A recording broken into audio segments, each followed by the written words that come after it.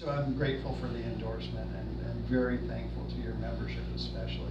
And we've maybe outlined some of the things that we've talked about that are important to the APA and for the community. Well, absolutely. I think you know that the Phoenix Law Enforcement Association is an APA affiliate, and for that reason, we're passionately interested in what happens with local government. But I think for us going forward, one of the things that's important, and what a novel idea that folks actually listen. Not just listen to the public that we serve, but listen to those who actually provide the frontline service. We've come to know over time that we made some decisions, perhaps maybe 10, 12 years ago, where we drew down our manpower rather than do layoffs and do other things.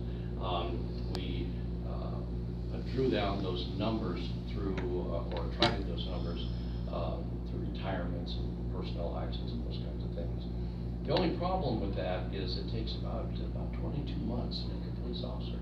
And in doing so, going forward, the one thing we did not realize is that when we started to see the winter of the drop program and other programs that kept more senior officers in the mix, that there would come a time when we would have hundreds of officers leaving employment.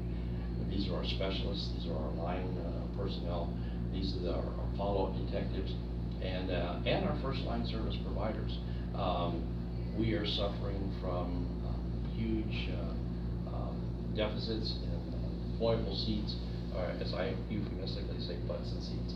And I think the difficulty and the challenges for police management, for city officials, those people who manage our budgets and promulgate our rules, is to try to deal with that delicate balance of managing public safety and having enough butts and seats, having enough personnel to actually line those seats.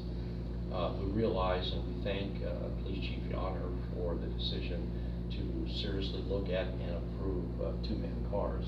But we also have to look at, while we may improve a service or provide a sense of well-being on the one end, there sometimes is a detriment or a downside. It's like a teeter-totter, balancing something on a fulcrum.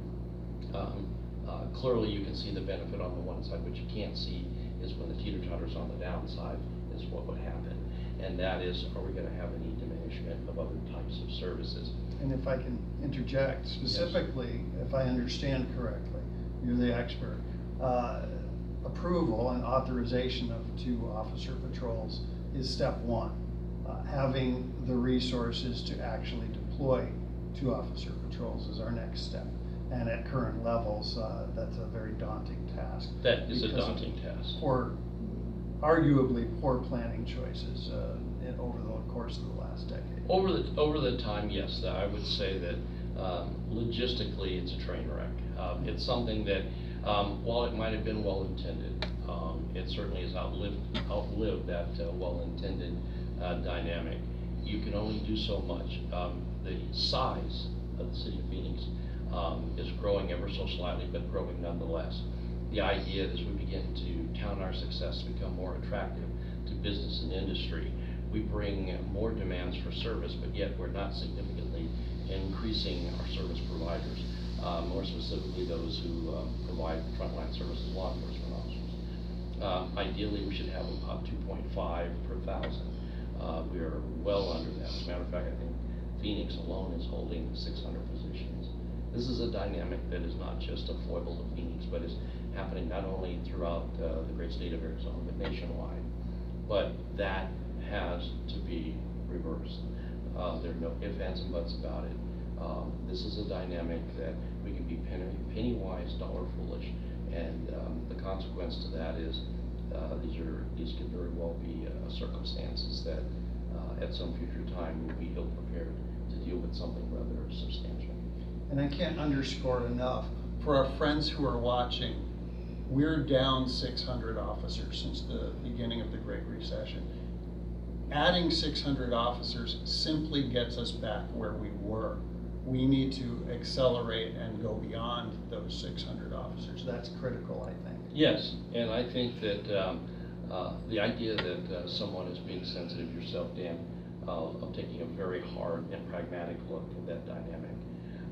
The other thing is that the landscape of America has changed. the public, and well so, are holding law enforcement and all people in government accountable. That is something that they want and absolutely deserve.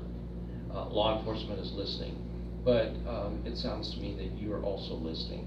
The idea that when we're on our challenges of building and enhancing trust and legitimacy, it requires not only a partnership with our frontline men and women, their leadership, the leadership of the police department, but without leadership from our municipal governments, we are destined to fail. So I appreciate the commitment you shared with me about your thoughts going forward about how to improve and enhance that kind of trust and legitimacy. Well, thank you. I'm honored. I think the most important thing that we do when talking about protecting the public is to involve the public and the protectors. Yes, what a novel thought. Your line level folks are going to inform my decisions on public safety. And I thank you very, very much.